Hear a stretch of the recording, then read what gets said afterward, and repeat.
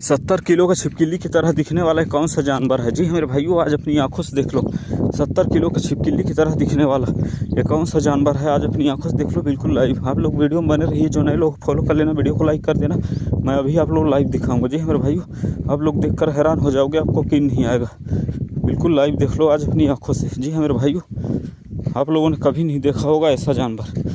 ये छिपकली की तरह दिखने वाला कौन सा जानवर है? जी हाँ मेरे भाइयों, 70 किलो का छिपकली की तरह दिखने वाला आज अपनी आंखों से देख लो।